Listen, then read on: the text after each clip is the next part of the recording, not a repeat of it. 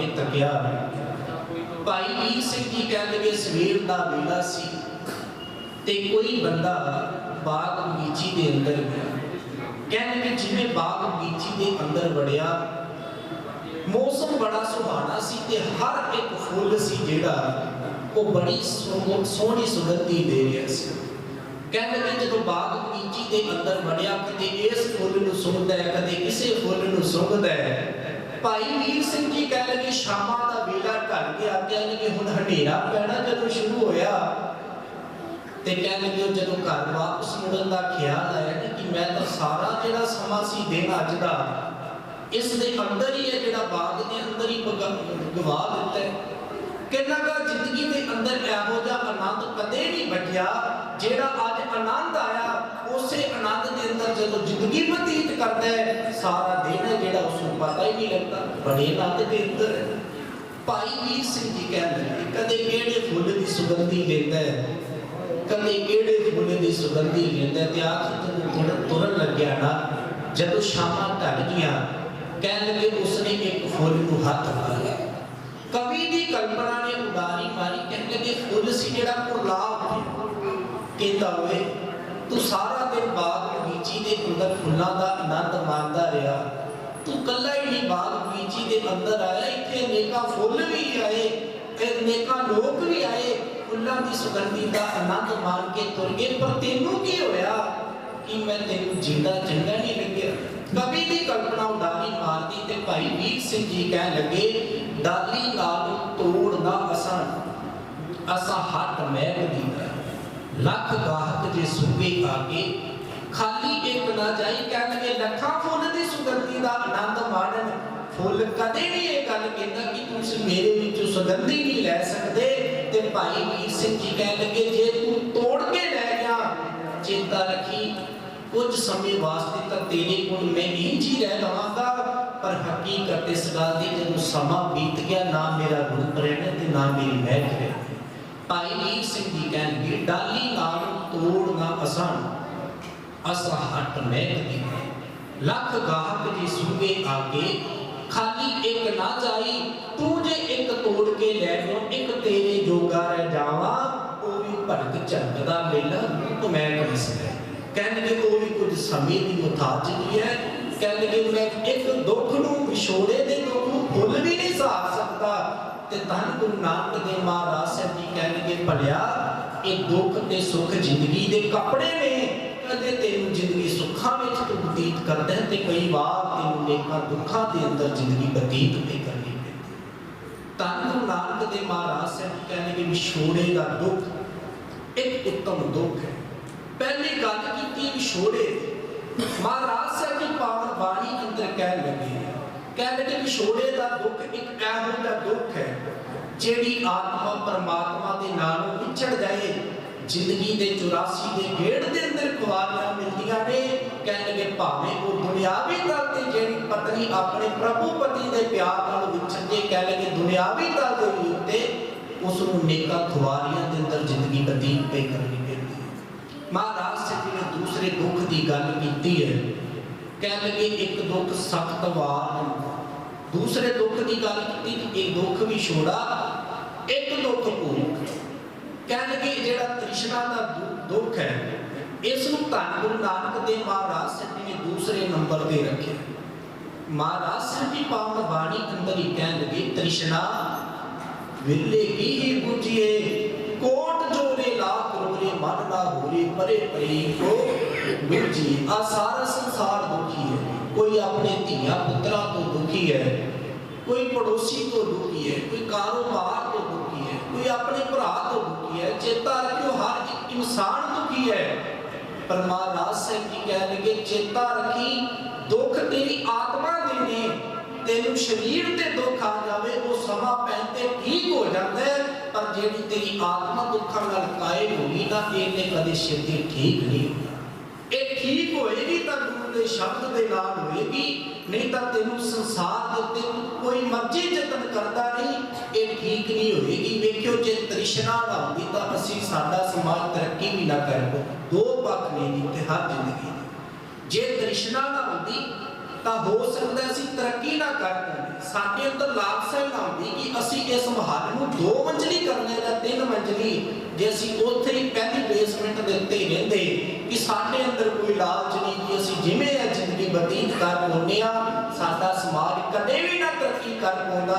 ਸਾਡੇ ਸਮਾਜ ਨੇ ਤਰੱਕੀ ਕੀਤੀ ਉਦੋਂ ਜਦੋਂ ਸਾਡੇ ਅੰਦਰ ਤ੍ਰਿਸ਼ਨਾ ਨੇ ਜਨਮ ਲਿਆ। ਪਰ ਇੱਥੇ ਵੀ ਦੂਸਰੇ ਪੱਖ ਨੂੰ ਆਪਾਂ ਲੈ ਕੇ ਚੱਲੇ। ਮਹਾਰਾਜ ਸਾਹਿਬ ਜੀ ਨੇ ਕਿਹਾ ਕੋਈ ਵੀ ਚੀਜ਼ ਜਦੋਂ ਆਪਣੇ ਸੰਜਮ ਦੇ ਅੰਦਰ ਰਹਿੰਦੀ, ਜਿਵੇਂ ਮੰਨ ਲਓ ਚੁੱਲ੍ਹੇ ਦੇ ਅੰਦਰ ਅੱਗ ਬਲਦੀ ਹੈ ਤੇ ਜੇ ਉਹੀ ਅੱਗ ਕਿਤੇ ਚੁੱਲ੍ਹੇ ਤੋਂ ਬਾਹਰ ਚਲੀ ਜਾਵੇ ਤਾਂ ਅਨੇਕਾਂ ਵਾਰ ਜਿਹੜਾ ਉਹ ਨੁਕਸਾਨ ਕਰ ਜਾਏਗਾ।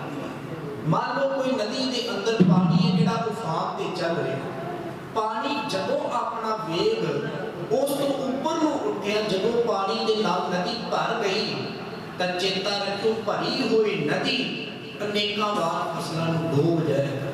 ਟੁੱਟੇ ਹੋਏ ਬੰਦ ਕਈ ਵਾਰ ਜਿਹੜੀ ਫਸਲਾਂ ਨੂੰ ਹੈ ਉਹ ਡੋਬ ਜਾਇਆ ਕਰਦੇ ਨੇ। ਮਹਾਰਾਜ ਸਾਹਿਬ ਕਹਿੰਦੇ ਲਿਮਟ ਦੇ ਅੰਦਰ, ਹਕੀਕਤ ਦੇ ਅੰਦਰ ਰਹੀ ਹੋਈ ਚੀਜ਼ ਆਪਣੀ ਜ਼ਿੰਦਗੀ ਦੇ ਵਜੂਦ ਦੇ ਅੰਦਰ ਰਹਿੰਦੀ ਹੈ ਤੇ ਜਦੋਂ ਉਹੀ ਚੀਜ਼ ਬਾਹਰ ਨਿਕਲਣੀ ਸ਼ੁਰੂ ਹੋ ਜਾਵੇ ਅਨੇਕਾਂ ਵਾਰ ਜਿਹੜਾ ਉਹ ਦੁੱਖਾਂ ਤੇ ਸੰਕਟਾਂ ਦਾ ਕਾਰਨ ਬਣ ਜਾਂਦਾ ਹੈ।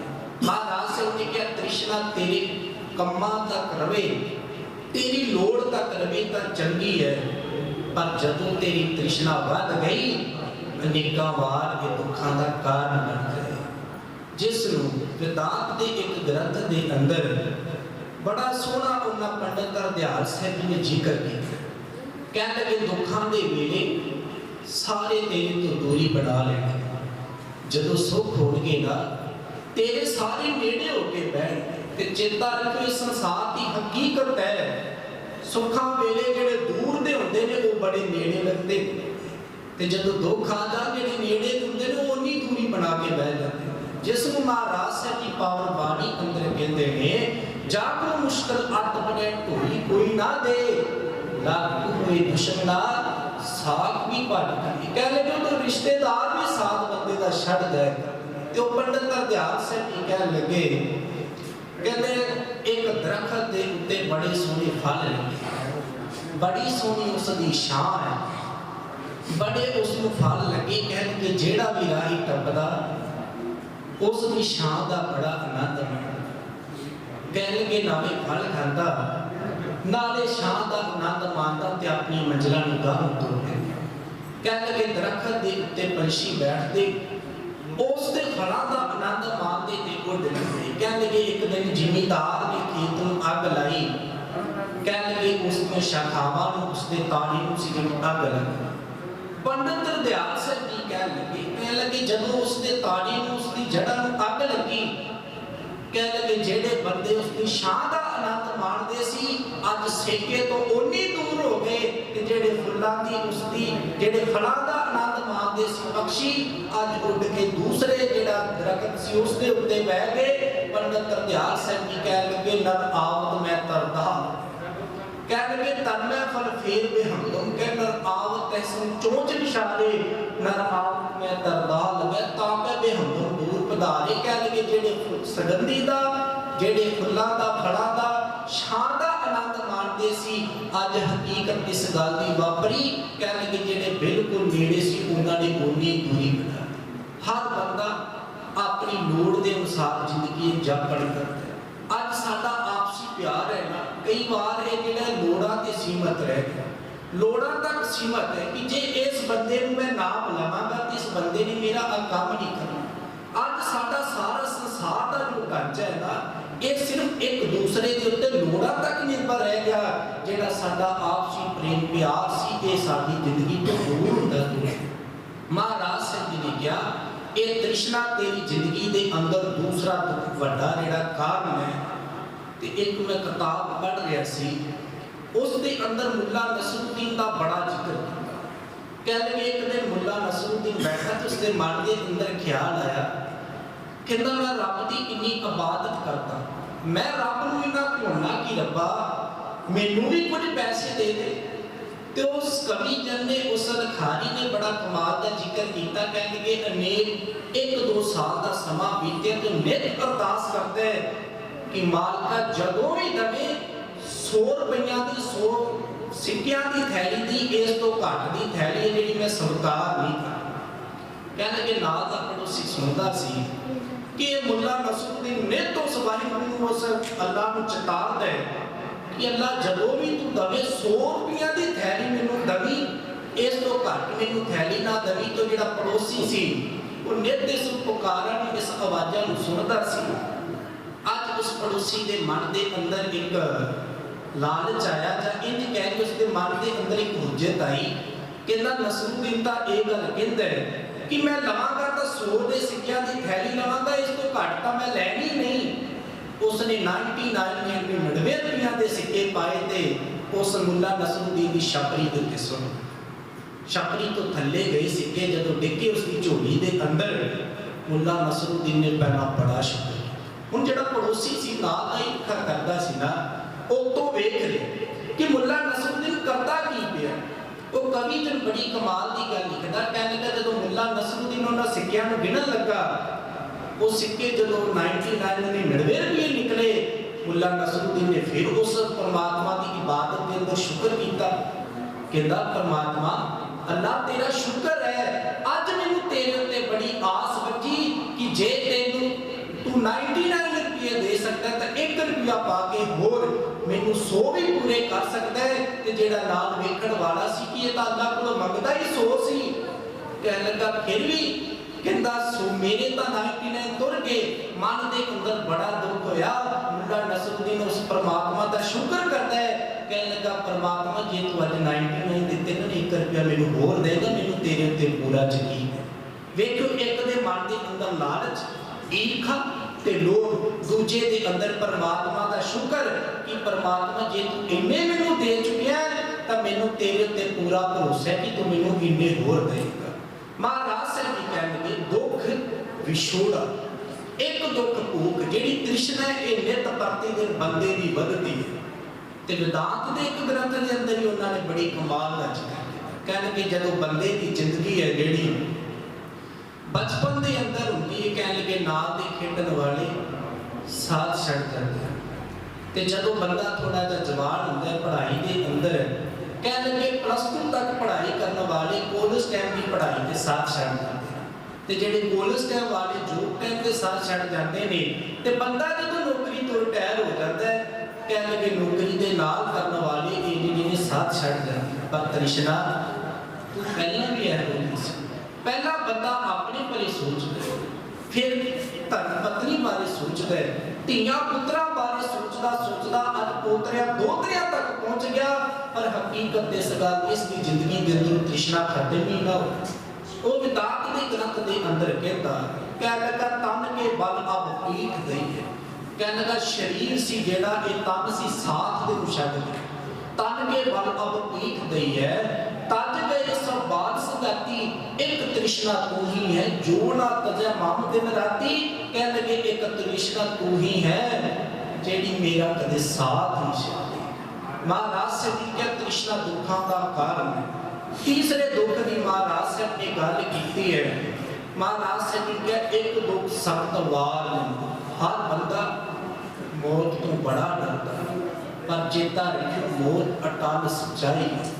जिसमें महाराज साहब जी पावन बाणी अंदर कह लगी क्या जानना क्यों मरेंगे, कैसा मरना हो। आज संसार के उत्ते आ वायरस फैलिया, असी अपनी सेफ्टी वास्ते नेकां पाप नहीं करते, पर चेता रखियो ये भी उस दाते दे हुक्म के अंदर है। क्योंकि महाराज साहब कह के गए ने हुक्म है अंदर सबको बाहर हुक्म ना। कह लगे ये सब कुछ उस वाहिगुरू की रजा के अंदर है। बंदिया चेता रखी तेरे नेका कीते हुए पाप जेड़े ने वो सफल नहीं हो सकते, असफल हो सकते ने। पर जब तू रब की भजन बंदगी करेगा ये बंदगी कदे असफल होने वाली नहीं। जिस महाराज से उनके सहस सियाण भाला है ता एक ना चले नाल। कह लगे तेरिया दुनियावी अनेका सियाणपा चेता रखी ये नाल निभण वालियां नहीं। भावें तेरी मौत किसी भी तरीके दे नाल हो जावे, ये उस वाहिगुरू की सब कुछ रजा दे अंदर। जिस महाराज से क्या हर बंदा है जिहड़ा मौत तो बड़ा डरदा पिया। पर हकीकत इस गल दी महाराज से भी कह लगे क्या ज्यादा क्यों मरेंगे कैसा मरना होगा। कह लगे कोई पता नहीं किवें जिहड़ी बंदे दी मौत आ जानी है, पर चेता रखो महाराज साहब जी पावन बाणी दे अंदर ही क्या जिन्हां नूं रब चेते आके वाहिगुरू दे सवास जिहड़े हिरदे दे अंदरों निकल जान, शरीर दे अंदरों निकल जान, एहो जे मरण दी आस पर कबीर साहब जी भी जोड़दे पे। कबीर मोहे मरने का जब मरो ता हर के द्वार मातर पूछे तू है परा हमारे बार। महाराज साहब जी कह लगे चेता रखी जे तेरी रसना दे विचों वाहिगुरू दे बोल निकलन ते तेरी जिंदगी दे शरीर दे विचों सवास निकलन, एहो जी मौत है जिहड़ी ओ परमात्मा दे दर ते परवाह है। अज वेखो हर एक इंसान हनेरे तो बड़ा डर, क्योंकि हनेरे के अंदर मौत है जिहड़ी वो छुपी हुई है। हर इंसान हनेरे के अंदर इसलिए नहीं जाता कि किते जिहड़ी कोई चीज़ है मैनू दस ना जाए, किते कोई चीज़ है जिहड़ी मैनू लड़ ना जाए, जिस दे नाल मैनू दुख आ जाएगा। हर कोई इंसान कहता है कि मैं हनेरे के अंदर जावां अगे खड्डा ना होवे, मैं उसके अंदर डिग पावां। वेखो हर डर के पीछे एक मौत छुपी हुई है। बंदे का जिहड़ा असली मकसद है उसका यही है कि मैनू मौत ना आ जाए। ते महाराज साहब जी पावन बाणी अंदर यही समझाउंदे भलिया दुख तां आ सकते ने, पर सच इस गल दी जे तैनूं रब चेते आके तैनूं मौत भी आ जाए तां भी इहो जी मौत नूं परवाह कर। महाराज साहब जी ने क्या दुख विछोड़ा, एक दुख भूख, एक दुख सत्तवार जिंदगी। कह लगे मौत तो तां डरदा पिया है, पर हकीकत इस गल दी कि मौत सदीवी है। इसने पता नहीं अपना कदों संकट है जिहड़ा जाल है उम्मीद है। धन गुरु हरगोबिंद साहब सच्चे पातशाह मेरी पीरी दे मालिकां दा दरबार लगे, क्योंकि धन गुरु हरगोबिंद साहब सच्चे पातशाह जी इहो जे पातशाह ने, क्योंकि पहले जिहड़े पंज गुरु ने उन्होंने अपना जिहड़ा जीवन है वो शांतमय ढंग दे नाल बतीत कीता है। इसे लिए पंजवें गुरु धन गुरु अर्जन देव साहब सच्चे पातशाह जी नूं ततियां तवियां दे उत्ते बहना पिया ते उन्होंने पानी नूं इस नूं मिठा करके लिया। आपां पावन पानी दे बचनां नूं भी पढ़दे हां, तेरा किया मीठा लागै पर नाम पदारथ नानक।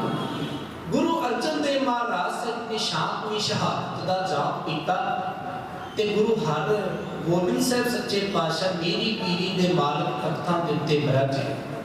अज मालक साहब ने मुबारक खादी 1606 ईस्वी के अंदर अकाल तख्त साहब की सिरजना कर।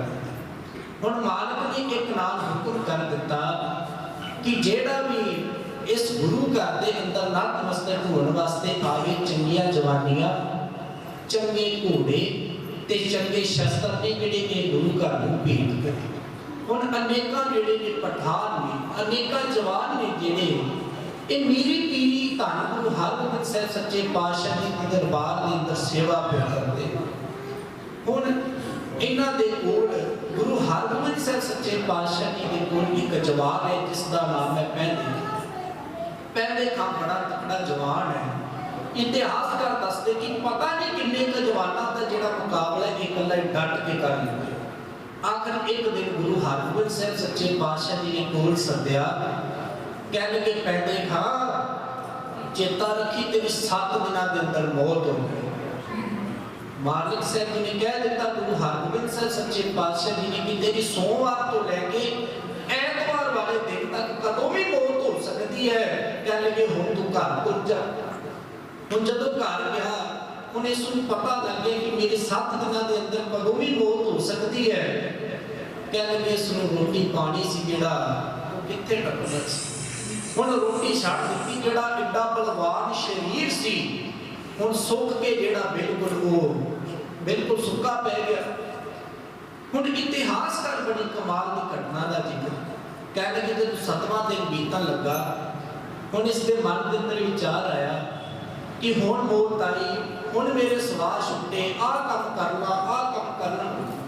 कह लगे 7 दिन भी बीत गए, 8 बीते, तकरीबन 1.5 महीना बीत गया। हुण ये बिल्कुल सुख के काना बन गया। जेड़ा शरीर बलवान सी किन्ने बंदियां दा मुकाबला कर सकता सी, अज मौत तो डरदा बिल्कुल शरीर सुक के रह गया। तो जब महीना डेढ़ बीतिया तो गुरु हरगोबिंद साहिब सच्चे पातशाह के दरबार के अंदर फिर गया। जदों फिर गया गुरु हरगोबिंद साहिब सच्चे पातशाह के दरबार के अंदर पिछे ही होके बह गया। तो मेरी पीरी के मालिक घट घट के दिलों दियां जानने वाले मालिक साहब ने आवाज मारी, वो पहले खां किवें पिछे जी होके बैठे। सारा दरबार जी संगत सी तुर गई ते पहले खां नूं मालिक साहब ने कौन सद लिया। कहने लगे पहले खां तेनू पुत्रा की होया, तेरा शरीर कितना बलवान सी, तेनू कारण की वापरिया। कहंदा मालिक साहब सवाल भी आप करते हो ते उत्तर भी मेरे को मंगते। मालिक मुस्कुराए, कहने लगे पहले खां कारण की।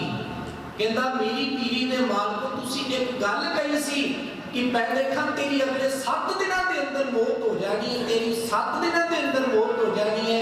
मालिक साहब कह लगे पहले खां मैं तेनू तेरी जिंदगी की सच्चाई दसी सी, मैं तेनू ये नहीं कहा सी कि तेरी अगले 7 दिनों के अंदर मौत होनी है, मैं तेनू ये कहा सी कि तेरी इन्ना ही 7 दिनों के अंदर मौत होनी है। देखो हर बंदा दुख तो पाप की मौत तो डरता पे है, जिसको मालिक से मिल गया दुख विछोड़ा, एक दुख भूख एक दुख सतवार।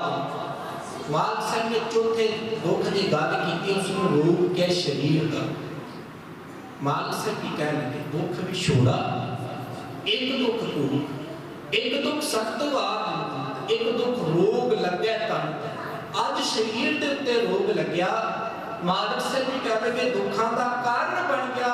तो जदों पातशाह साहब जी की पावन बाणी पढ़िए, मालिक साहब जी कह लगे शरीर के जेडे रोग ने वो समा पैन दे नाल दवाई ट्रीटमेंट दे नाल ठीक हो जाते, पर जे तेरी अंदरों आत्मा ही दुखों के नाल कायल हो गई फिर चेता रखी तेरी जिंदगी अजाई चली है। बहुते दुख बंदे दे अध्यात्मिक दुख है, जिसनूं मालिक साहब ने कहा तीने ताप निवारण हारा दुख हंता सुख रास। कह लगे 3 ताप ने जिंदगी दे, आद व्याध के बाद एक शरीरक रोग ने, एक अध्यात्मिक आत्मिक रोग ने, ते एक ने लड़ाइयां झगड़े बखेड़े। आद का मतलब है जी अंदर दे आत्मिक रोग, व्याध का मतलब है शरीरक रोग, ते जेडे आद व्याध के उपाद ने ये लड़ाइयां झगड़े चिंता झोरे दुख ते संताप। ते जदों दुखों के अंदर बंदा जिंदगी को बतीत करता है, ये बाद के अंदर समा पैन देते हवा बन जाता है कि बंदा हर एक चीज तो डरना है जो वो शुरू कर देता है। जिसको मालिक से मिल गया जागो चिंता बहुत बहुत देही व्यापै रूप। कहने लगे जिन्हां दे अंदर चिंता वाली वध जाती है ना, समा पैन ते उन्हां दा जिहड़ा शरीर है ये रोग है जिहड़े उसको ग्रस लेंदा। मालिक से की कहना जागो चिंता बहुत बहुत देही व्यापै रोग, गृहस्थ कुटुंब पलेटिया कदे हरख कदे सोग। कह लगे भलिया चेता रखी ये जिंदगी जिहड़ी कुटुंब दे अंदर परिवार च महीनियां दे अंदर कदे तेनू दुख होणगे ते कदे सुख होणगे, पर परमात्मा दा सहारा न, क्योंकि परमात्मा टल है, परमात्मा सदीवी है, परमात्मा गम है। मालिक साहब की पावन बाणी अंदर कह लगे बंदा हर इंसान मौत तो बड़ा डरता है, पर साहिब की पावन बाणी अंदर कह लगे जागो चिंता बहुत बहुत देही व्यापै रोग, गृहस्थ कुटुंब पलेटिया कदे हरख कदे सोग। ते मालिक साहब की कहने कि जे तेन रब चेता आ जाए ना, फिर इन्हां दुखों तो ऊपर उठ के तू आनंद की जिंदगी जिहड़ी बतीत कर सकते। देखो 3 चीज़ां, पहली गल सी आद व्याध के बाद, पर साहिब ने कहा कि तेरे अंदरों आत्मिक भावना चो अरदास निकले कि मालिका इन्हां तीनों को मैनू ऊपर उठा के रख, मैनू दुख आ भी जान पर तेरा कदे सहारा ना मेरे तो बचे। परमात्मा मेरा शरीर कटिया जाए पर रोम रोम दे अंदरों तेरा श्वास श्वास वाहिगुरु वाहिगुरु नाम निकले। कदे पढ़ के निकल इतिहास ऐ सूरवीर योधे किते भाई तान सिंह की जी खोपड़ है ना ये लाई। भाई तान सिंह इतिहास का दसदे कि जदों खोपड़ लग गई ना 22 दिन ने जिहड़ा उस तो बाद का जीवन बतीत किया। 22 दिनों के अंदर फिर भी रसना दे विचों वाहिगुरु का नाम ही निकलता है कि परमात्मा ये शरीर तेरा सी, सही शरीर तेरा सी, भावें खोपड़ अज लै गया परमात्मा कोई गल नहीं, शरीरक तौर के उत्ते दुख ते सुख आउंदे रहणगे, पर जे आत्मक तौर के उत्ते बंदा रब नूं भुला बैठा तां जींदे नहीं बंदे दी मौत। जिसों मालक साहब ने कहा आखां जीवा विसरिया लगा, कह लगे जे मैं आखना तो जिंदगी के अंदर परमात्मा जिउना, ते जे मैं तेनू भुल जाना ना तो मेरी आत्मक मौत इत्थे ही सेड़ी जाती, मैनू दूर जाने की लोड़ नहीं। परमात्मा जे तेरा मैं दिता खाना, तो हकीकत इस गल दी परमात्मा मैं तेरा शुक्रगुजार भी होना चाहना। ते जिसनू आपां सुखमनी साहिब दी पावन बाणी दे अंदर पढ़दे आ, जे को अपना दुख मिटावे हर हर नाम हृदय सतगा, जिसनू मालिक साहब ने कहा चार पदार्थ जे को मांगे साध जना की सेवा लगे, जे को अपना दुख मिटावे हर हर नाम हृदय सतगावे, जे को अपनी शोभा नूरे साथ संगे होवे शुभ। कह लगे जे को अपनी वड्याई चाहुंदा है ना, फिर एक काम गुरु की संगत के अंदर जा, गुरु दे कोल जाके अरदास कर कि परमात्मा कबीर मेरा मुझ में किछ नहीं जो किछ है सो। कहने जो उस डाटे की अरदासा कर, फिर तेरा दुख ते सुख है ना जेड़ा उसके वास हो गया, तू एवें झमेलियां दे अंदर प्यार करता है। मालिक साहब जी कहने कि तू आनंद के अंदर जिंदगी को बतीत कर, दुखों के सुखों तो जी ऊपर की जिंदगी है ना, उसनू मालिक साहब ने आनंद की जिंदगी कि एक तू आनंद के अंदर जिंदगी को बतीत कर। कई बार तुसीं बुजुर्ग वेखे होणगे, भावें शरीरक तौर के उत्ते वो काम नहीं करते होंगे, आत्मक तौर उन्होंने इन्नी बलवान होगी कि हर वक्त रसना दे विचों नाम ही निकलदा, वाहिगुरू सिमरन ही चलता रहता। फिर सच की वापर जदों भी कोई उन्होंने कोल जाता है वो यही गल कहते हैं कि जिंदगी के अंदर पर जेड़ा द्वारे द्वार सवाल जो बोलता है ना सुध राम भजन की, जेड़ा एक दानू छड्ड के एक परमात्मा नूं छड्ड के परमात्मा को मुनकर होया था ते जाता फिरता है। धन गुरु अर्जन देव महाराज साहब जी कह रहे उसकी उस कुत्ते की हालत है जेड़ा बार बार किसी की गेट अगे जाता है तो सारी उसको वापस फिर मुड़ जाता। मालिक साहब जी कह रहे एक दारदा होवे वफादार स्वामी को उसका फिक्र है, पर जेड़ा हर द्वारे ते जान वाला वफादार कुत्ता ना होवे, कह लगे उसका जेड़ा जिंदगी का हशर है वो जाई चले जाता, वो कई बार भूखा रह जाता। जिसमें मालिक साहब ने क्या द्वार द्वार स्वामी जो बोलता है ना सुध राम भजन की, कह लगे उसको कोई पता नहीं, पर मालिक ने क्या कुत्ता वो परवान है कबीर कुकर राम को मुतिया मेरो नाम गले हमारे जीवरी जय खिंचर करे स्वामी को ग्रह जो सदा स्वाद जितनी ने नानक ये विधान भजो एक मन हो एक चित। कह लगे बंदे तू रब नूं भजना तो एक मन के नाल भज, क्योंकि जदों तू एक मन के नाल भजेगा फिर तेरी जिंदगी के अंदर दुख नहीं रखो, तेनू दुख आउंदे ही तां ने क्योंकि तेरी जिहड़ी आत्मा है परमात्मा दे नालों विछड़ चुकी है, तू अपने वजूद दे नालों भुल बैठा। धन गुरु हरगोबिंद साहिब सच्चे पातशाह का दरबार है, मालिक दे कोल अनेका सिख होंदे ने ते अपनी जिहड़ी दास्तान है गुरु पातशाह जी कोल सुनते सुनाते ने ते चले जाते।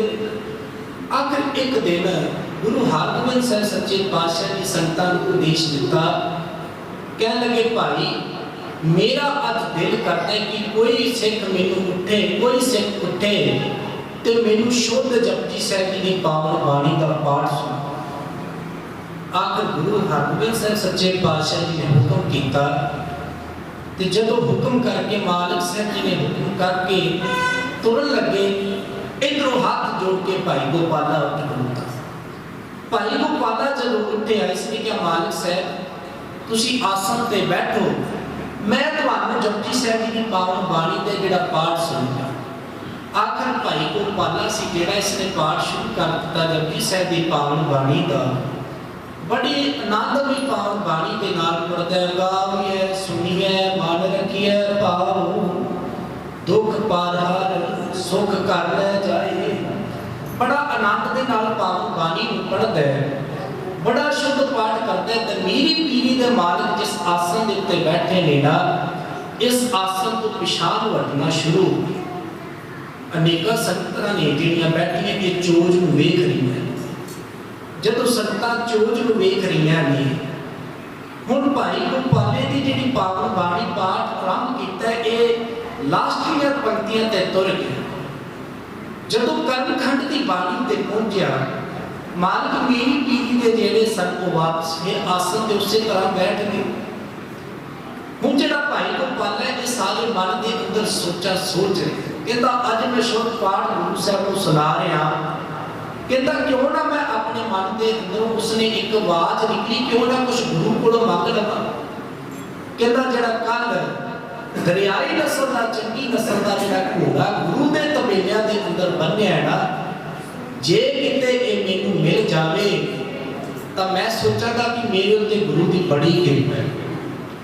इतिहास का दसदे भाई गोपाले ने पावन बाणी का पाठ पढ़िया ते जदों लास्ट के अंदर पढ़िया ना, जिन्नी नाम ते आया गए मशक्कत काल, नानक ते मुख उजले केती छुट्टी नाल।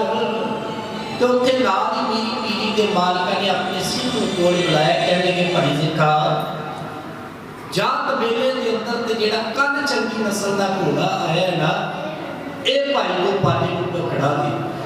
सिख गया तबेले के अंदर लभ के वो चंगी नस्ल का घोड़ा, ते जदों भाई गोपाले नूं फड़ाउण लगा ना, भाई गोपाला सोच रहे, कहता अज हो सकता मैं जो कुछ भी गुरु को मांग लेता गुरु ने मैनू दे देना सी।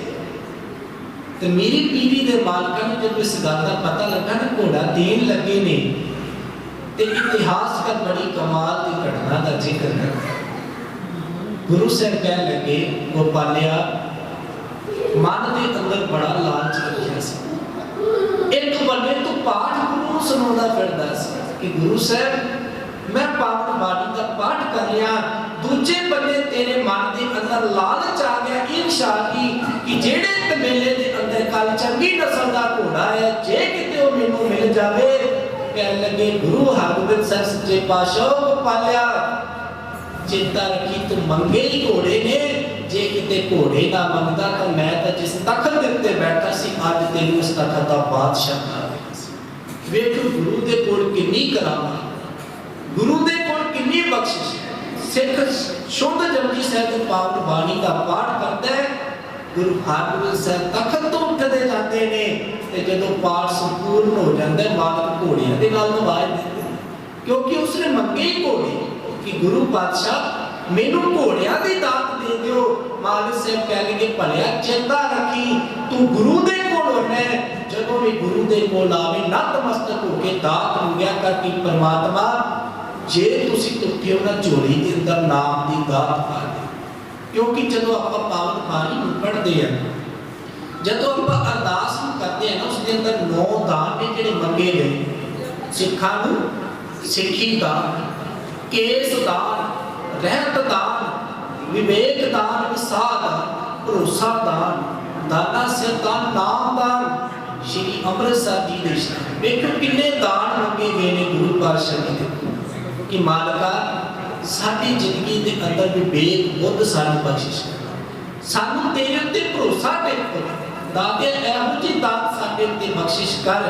ते चेता रखो जिन्हां नूं गुरु ते भरोसा हो जाता है वो था की पूजा छड्ड के एक दर दे जेड़े ने वो पुजारी बन जाते, वो सारे दरां नूं छड्ड देंदे, क्योंकि गुरु दे उत्ते उन्हां नूं भरोसा जिहड़ा वो वध जाता है। मालिक कृपा करन कि साडे उत्ते भी ये मालिक बख्शिश कर देन, सानू भी अपने नाम का दर बख्शिश कर। असीं भी अरदास दे अंदर यही अरदास करिए कि मालिका जिथे तू साडे तिन्ने ताप निवार खा रहा ना, उत्थे एक अरदास है तेरे चरणा दे उत्ते कि तू सानू नाम की जिहड़ी बख्शिश है ये साडे उत्ते बख्शिश कर दे। तीने ताप निवार हारा दुख अंता सुख रास, ताप को बिगड़ न कहूं लागे जाकी प्रभ आज्ञा अरदास। जिन्हां दी अरदास मालिक दे चरणां दे अंदर होवे, मालिक दे दर ते जिन्हां दी प्रीत होवे, उन्हां नूं कदे जिंदगी दे अंदर दुख नहीं, उन्हां नूं कदे झमेले नहीं, क्योंकि उन्हां दी मत है जिहड़ी वो ਵੱਧ ਦੂਰ ਕਰ ਦਿੰਦਾ ਹੈ। ਉਹਨਾਂ ਨੂੰ ਗੁਰੂ ਦੇ ਉੱਤੇ ਵਿਸ਼ਵਾਸ ਭਰੋਸਾ ਬਚ ਜਾਂਦਾ ਹੈ ਉਹਨਾਂ ਦੇ ਉੱਤੇ। ਤੇ ਅਖੀਰ ਆਪਾਂ ਵੀ ਇਹੀ ਮੰਗੀਏ ਕਿ ਜੇ ਪਰਮਾਤਮਾ ਤੋਂ ਜ਼ਿੰਦਗੀ ਦੇ ਅੰਦਰ ਦੁੱਖ ਦਵੇ ਤਾਂ ਵੀ ਤੇਰੀ ਦਾਤ ਨਹੀਂ, ਜਾ ਸੁਖ ਤਾਂ ਸ਼ੋਰਾਵੇ। ਕਹਿੰਦੇ ਜੇ ਤੂੰ ਦੁੱਖ ਦਵੇ ਤਾਂ ਵੀ ਪਰਮਾਤਮਾ ਮੈਂ ਤੈਨੂੰ ਵੇਖਾਂ, ਸ਼ੋ ਵੇਖਾਂ ਪਰਮਾਤਮਾ ਤੈਨੂੰ ਅਰਾਧਾ। ਜਾ ਸੁਖ ਤਾਂ ਸ਼ੋਰਾਵੇ, ਦੁੱਖ ਵੀ ਸੰਭਾਲੇ ਹੋਏ ਨਾਨਕ ਕਹਿ ਸਿਆਣੀਐ ਇਹ ਕੰਤ ਮਲਾਵਾ। ਕਹਿੰਦੇ ਪਰਮਾਤਮਾ ਤਾਂ ਹੀ ਰੀਝਦਾ ਹੈ ਜਦੋਂ ਗੁਰੂ ਕਿਰਪਾ ਕਰਦਾ ਹੈ। ਭਾਵੇਂ ਤੈਨੂੰ ਦੁੱਖ ਤੇ ਸੁੱਖ ਆ ਜਾਣ ਪਰ ਫਿਰ ਵੀ ਕਦੇ ਡਾਢੇ ਨੂੰ ਭੁੱਲਿਆ ਨਾ, ਕਿਉਂਕਿ ਪਰਮਾਤਮਾ ਅਨੇਕਾਂ ਸਮਰੱਥਾ ਦਾ ਘਰ ਹੈ। ਧੰਨ ਗੁਰੂ ਅਰਜਨ ਦੇਵ ਮਹਾਰਾਜ ਸਾਹਿਬ ਜੀ ਦਾ ਪਾਵਨ ਦਰਬਾਰ ਲੱਗਿਆ। ਮਾਲਕ ਦੇ ਕੋਲ ਅਨੇਕਾਂ ਸਿੱਖ ਆਉਂਦੇ ਨੇ, ਗੁਰੂ ਪਾਤਸ਼ਾਹ ਜੀ ਦੇ ਕੋਲੋਂ ਦਾਤਾ ਮੰਗਦੇ ਤੇ ਗੁਰੂ ਪਾਤਸ਼ਾਹ ਉਹਨਾਂ ਨੂੰ ਨਵਾਜ਼ ਦਿੰਦੇ। ਇੱਕ ਸਿੱਖ ਦਾ ਜ਼ਿਕਰ ਪ੍ਰਿੰਸੀਪਲ ਸਤਵੀਰ ਸਿੰਘ ਜੀ ਨੇ ਕੀਤਾ। ਇਸ ਘਟਨਾ ਨੂੰ ਕਹਿ ਕੇ ਮੈਂ ਸਮਾਪਤੀ ਵੱਲ ਨੂੰ ਵਧਾਂ। ਉਸ ਘਟਨਾ ਦੇ ਅੰਦਰ ਭਾਈ ਚੂੜ ਦਾ ਜ਼ਿਕਰ ਕੀਤਾ। ਭਾਈ ਚੂੜ ਗੁਰੂ ਅਰਜਨ ਦੇਵ ਮਹਾਰਾਜ ਸਾਹਿਬ ਜੀ ਦਾ ਦਰਬਾਰ ਲੱਗਿਆ ਤੇ ਆ ਕੇ ਖਲੋ ਗਿਆ।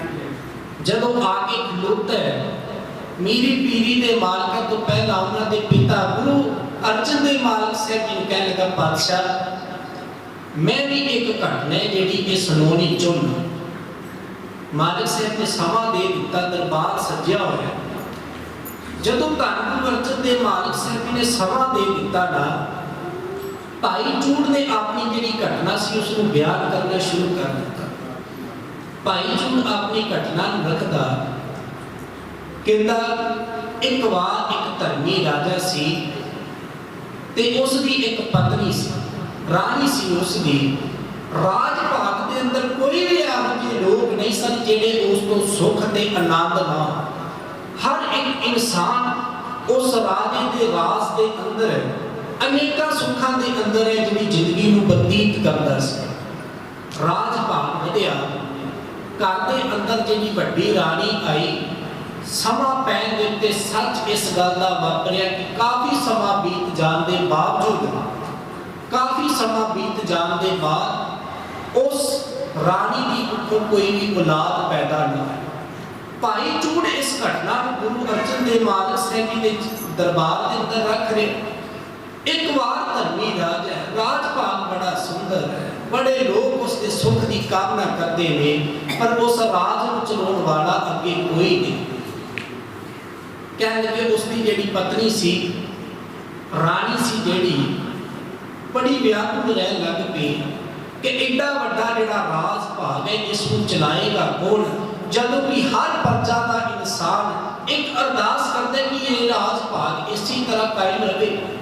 ਸਿਆਣੀ ਪਤਨੀ ਨੇ ਉਸ ਰਾਣੀ ਨੇ ਰਾਜੇ ਦੇ ਕੋਲ ਗਈ ਤੇ ਰਾਜਨ ਨੂੰ ਜਾ ਕੇ ਇੱਕ ਬਿਨਤ ਕੀਤੀ ਕਿ ਰਾਜਨ, ਮੈਂ ਚਾਹੁੰਦੀ ਹਾਂ ਕਿ ਤੁਸੀਂ ਕੋਈ ਦੂਸਰੀ ਸ਼ਾਦੀ ਕਰ ਲਵੋ ਤਾਂ ਜੋ ਜਿਹੜਾ ਇਹ ਰਾਜ ਭਾਗ ਹੈ, ਇਹ ਜਿਹੜਾ ਰਾਜ ਭਾਗ ਹੈ ਅੱਗੇ ਵੱਧ ਸਕੇ। ਕਾਫੀ ਦਿਨ ਬੀਤੇ, ਰਾਜੇ ਨੇ ਆਪਣੀ ਸਹਿਮਤੀ ਜਤਾਈ ਤੇ ਜਿਹੜੀ ਦੂਸਰੀ ਰਾਣੀ ਸੀ ਉਸ ਦੇ ਨਾਲ ਸ਼ਾਦੀ ਦਾ ਦਿਨ ਮੁਕੱਦਰ ਕਰ ਦਿੱਤਾ। ਜਿਹੜੀ ਵੱਡੀ ਰਾਣੀ ਬੜੀ ਖੁਸ਼ ਕਿ ਹੁਣ ਰਾਜ ਜਿਹੜਾ ਵੰਸ਼ ਹੈ ਇਹ ਅੱਗੇ ਵੱਧ ਸਕੇਗਾ। ਭਾਈ ਚੂੜ ਆਪਣੀ ਘਟਨਾ ਨੂੰ ਅੱਗੇ ਰੱਖ ਰਿਹਾ। ਆਖਰ ਉਹ ਦਿਨ ਸੀ ਜਿਹੜਾ ਆਇਆ, ਪਰ ਚਿੰਤਾ ਰੱਖਿਓ ਪਾਵਨ ਬਾਣੀ ਨੂੰ ਵੀ ਨਾਲ ਲੈ ਕੇ ਚੱਲੀਏ ਨਾ। ਸਿੱਖ ਧਰਮ ਦੇ ਅੰਦਰ ਇੱਕ ਸ਼ਾਦੀ ਹੈ ਜਿਹੜੀ ਉਹ ਨਿਸ਼ਚਿਤ ਕੀਤੀ ਗਈ। ਧੰਨ ਪੀਰ ਇਹ ਨਾ ਆਖੀ ਬਹਿਣ ਇਕੱਠੇ ਹੋਏ ਇੱਕ ਜੋਤ ਦੋ ਮੂਰਤੀ, ਧੰਨ ਪੀਰ ਕਹੀਏ ਸੋ। ਭਾਈ ਚੂੜ ਆਪਣੀ ਘਟਨਾ ਨੂੰ ਅੱਗੇ ਰੱਖਦਾ, ਕਹਿੰਦਾ ਜਦੋਂ ਉਹ ਸ਼ਾਦੀ ਦਾ ਦਿਨ ਸੀ ਜਿਹੜਾ ਉਹ ਆਇਆ, ਜਿਹੜੀ ਛੋਟੀ ਰਾਣੀ ਆਈ ਉਸਨੇ ਮਹੱਲਾ ਵਿੱਚ ਵੜਨ ਤੋਂ ਪੈਰ ਧਰਨ ਤੋਂ ਪਹਿਲਾਂ ਇੱਕ ਸਵਾਲ ਖੜਾ ਕਰ ਦਿੱਤਾ। ਕਹਿੰਦੀ ਮੈਂ ਮਹੱਲਾ ਵਿੱਚ ਪੈਰ ਤਾਂ ਧਰਾਂਗੀ ਜਿਹੜੀ ਵੱਡੀ ਪਹਿਲਾਂ ਵਾਲੀ ਰਾਣੀ ਇਸ ਨੂੰ ਮਹੱਲਾ ਦੇ ਵਿੱਚੋਂ ਬਾਹਰ ਕੱਢ ਦਿੱਤਾ। ਹੁਣ ਸਾਰਾ ਮਹੱਲ ਸੀ ਜਿਹੜਾ ਇੱਕ ਵਾਰ ਥਰ ਕੰਬ ਉੱਠਿਆ ਕਿ ਇਸ ਵੱਡੀ ਰਾਣੀ ਦੇ ਨਾਲ ਹੈ ਜਿਹੜਾ ਇਹ ਮਹੱਲ ਬੜਾ ਖੁਸ਼ਨੁਮਾ ਹੈ। ਇਸ ਮਹੱਲ ਦੀ ਸ਼ੋਭਾ ਹੀ ਤਾਂ ਹੈ ਕਿ ਇਸ ਵੱਡੀ ਰਾਣੀ ਹੈ, ਪਰ ਛੋਟੀ ਰਾਣੀ ਨੇ ਮਹੱਲਾ ਵਿੱਚ ਵੜਨ ਤੋਂ ਪਹਿਲਾਂ ਜਦੋਂ ਇਸ ਘਟਨਾ ਨੂੰ ਜ਼ਿਕਰ ਕਰ ਦਿੱਤਾ ਕਿ ਮੈਂ ਮਹੱਲਾ ਵਿੱਚ ਪੈਰ ਤਾਂ ਧਰਾਂਗੀ कि जेकर वड्डी रानी को महल्ला विचों बाहर कढ़ दिता जाए, वड्डी रानी ते जदों खबर पहुंची उसने कहा ठीक है तू सुख रहना चाहती, मैं महल्ला विचों बाहर निकल जानी हाँ, पर मेरी एक शर्त है कि जेडे मेरे राजे पति के जेडे वस्त्र होया करनगे ना, इन्हां दी जेडी साफ सफाई है कि मैं खुद करया करांगा। आखिर इतिहास कर दसदे कि बास महल्ला दे विचों कुटिया पा दी गई ते जेडी वड्डी रानी सी उत्थे समा बसर करदी सी। आखिर बोली जावे राजे दे जेडे वस्त्र सी उसनूं ले जावे साफ सफाई धवा के वापस लिया। एक ते छोटी रानी ने पूछया, छोटी रानी पुछदी है कह लगी बोली नूं दासी नूं कि जेडी वड्डी रानी उसका की हाल, वो बोली कह लगी उसका बड़ा वधिया हाल है, वो बड़ी खुश रहती है। छोटी रानी ने क्या कह लगी जा उसनूं कारण पूछ गया कि तेरे को खुशी का कारण की है, तेनों महल्ला दे विचों भी बाहर कढ़ दिता गया पर फिर भी तू है जेडी बड़ा सुख ते आनंद के अंदर रहनी है। वो कह लगी कहती मैं सुख ते आनंद के अंदर तां रहनी है। बोली ने जाके पूछा कहती कारण की है, कहती मेरे को 9 लखा हार है, मैं इस हार की बदौलत है जेड़ा बड़ा खुश ते आनंद के अंदर है। छोटी रानी ने उसको भेजा, कह लगे जा उस वड्डी रानी को पूछ के आ कि तू इस 9 लखे हार को बेचना। छोटी रानी ने दे कोलों जदों दासी गई उसने वड्डी रानी को पूछा कि तू ये 9 लखा हार बेचना। उस रानी ने कहा हाँ मैं हार दे दवांगी पर बेचना नहीं, पर मेरी एक शर्त है कि कुछ समा मैनू राजे दे नाल जेड़ा कोई मिलाप करवा दिता जाए। आखिर इतिहासकार भाई चूड़ घटना नूं अगे रखदा कह लगा छोटी रानी ने भेजा बोली नूं दासी नूं कि जा 9 लखा हार लिया ते वड्डी रानी नूं कह कि जाके इस हार नूं लै ते अपने राजे नूं मिल ले। आखिर घटना इंज ही चली, 9 लखा हार नूं लैके जेड़ी दासी सी छोटी रानी दे कोल जदों आई है, वड्डी रानी राजे नूं मिलण गई ते हाल चाल पूछया जदों राज दरबार दा ते उस वड्डी रानी नूं राजे ने सवाल कीता कह लगे तू छोटी रानी दा तां हाल पुछया ही नहीं। वो कहंदी मैं उसका हाल की पूछा जिसने 9 लखे हार दे पीछे अपने प्रभु पति दा प्यार बेच दिता। कह लगी मैं एहो जी रानी दा की हाल पूछा ते भाई चूड़ कहंदा कह लगा उसनूं राजे ने की घटना दा जवाब की दिता। उस राजे ने उसनूं कहा तेरे को 9 लखा हार है, इस हार नूं लै ते इन्हां महल्लां दे विचों बाहर निकल जा, तू अपने प्रभु दा प्यार है जिहड़ा ये 9 लखे हार दे पीछे बेच दे। तो ओ भाई चूड़ कहंदा छोटी शाला मोती टुटे हार विचों ते तेरे थीमन लाल अजाई, जे जाना हारी नूं हार हरांदा रहिंदा तां हारे हथ ना लाई, एक दो हार दिया मसलत जगदी हो किस नूं आख सुनाई, चूड़ा मन वधेवियां मारी मैं तलुटियां बेपरवाही। उस राजे ने उस छोटी रानी नूं महल्ला विचों बाहर कढ़ दिता जिस नूं मालिक साहब ने कहा जे तेरी प्रीत एक परमात्मा दे नाम नाल है तां तू जिंदगी दे अंदर सच्चेयार है, जे तू रब नूं भुला बैठा है जिंदगी दे अंदरों तां तेरी जिंदगी दे अंदर नेकां दुख ने। सतगुर किरपा कर सानू भी अपनी जिंदगी दे अंदर साडी जिंदगी दे अंदर नाम दी दात बख्शिश करन तां जो असीं भी अपनी जिंदगी नूं सुखां ते आनंदां दे नाल जीवन जापन कर सकीए। जगत जलंदा रख ले अपनी कृपा मालिक कृपा करन सानू अपने चरनां दे अंदर नाल जोड़ी रखन। सारी संगत दा धन्नवाद भाई कन्हैया जी सेवा सोसाइटी जिन्हां दा विशेष उपराला है जिस दे सदका आपां सारे नाल मिल के जुड़ बैठे आ। इत्थों दी प्रबंधक कमेटी गुरुद्वारा सिंह सभा दा धन्नवाद, जिन्हां दा विशेष सहयोग है सारी संगत दा धन्नवाद, प्रधान जी उन्हां दा उचेचा धन्नवाद जिन्हां ने दास दी हाज़री रखी है भाई हरपाल सिंह जी गोल्डी वीर जी, सारी संगत दा धन्नवाद। कोटानकोट शुगर धन गुरु ग्रंथ साहिब पातशाह जी दा करदा होया खेमा दा जज खां होइयां भुल्लां गलतियां नाच करनी असीस देनी सतगुरु दी पंथ दी सेवा लेंदे रहन। वाह